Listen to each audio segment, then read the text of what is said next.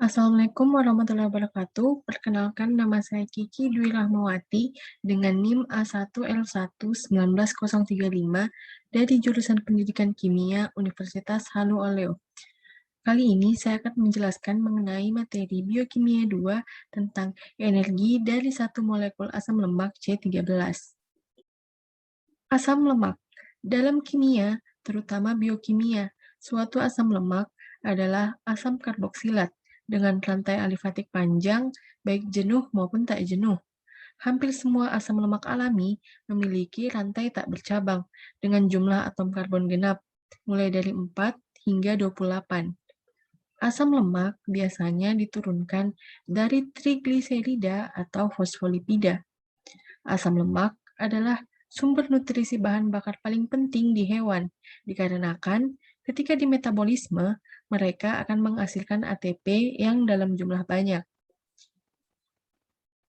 Selanjutnya, proses biokimia sintesis asam lemak pada binatang dan tumbuhan yang relatif sama.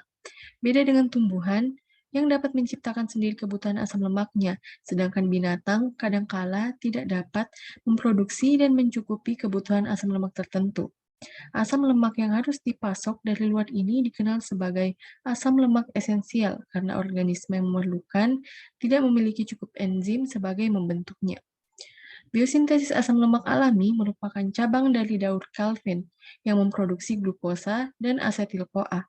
Proses berikut ini terjadi pada daun hijau tumbuh-tumbuhan dan memiliki sebanyak variasi. 3 tahapan utama biosintesis asam lemak. Yang pertama adalah pembentukan malonyl koenzim A dari asetil koenzim A. Yang kedua yaitu pemanjangan rantai asam lemak sampai terbentuknya asam tridekanoat secara kontinu dengan tiap kali penambahan malonyl koenzim A dan pelepasan CO2. Dan yang ketiga adalah pemanjangan rantai asam tridekanoat secara bertahap bergantung pada keadaan dan komposisi faktor penunjang reaksi di dalam sel. Selanjutnya adalah asam tridekanoat atau C13. Asam lemak ini adalah asam lemak dengan ekor alifatik yang mengandung antara 13 dan 21 atom karbon. Asam ini memiliki peran sebagai metabolit tanaman. Ini adalah asam lemak rantai panjang dan asam lemak jenuh rantai lurus. Asam tridekanoat adalah molekul yang sangat hidrofobik, praktis, dan tidak larut di dalam air dan relatif normal. Selanjutnya, struktur dari asam tridekanoat dengan rumus kimia C13H26O2 dan berat rata-rata molekul yaitu 214,3443. Total energi yang dibutuhkan dalam biosintesis asam tridekanoat pada tahap 1 dibutuhkan 7 asetil koenzim A ditambah 7 CO2 ditambah 7 ATP yang menghasilkan 7 malonyl CoA ditambah 7 ADP ditambah 7 PI.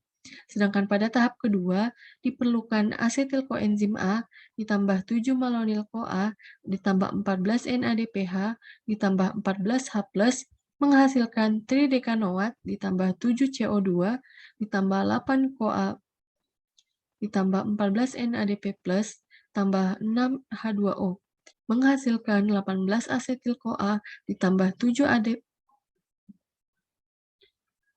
menghasilkan 18 asetil-CoA ditambah 7 ATP ditambah 14 NADPH ditambah 14 H+, menghasilkan tridekanoat ditambah 8 CoA ditambah 7 ADP ditambah 7 PI ditambah 14 NADP+, tambah 6 H2O.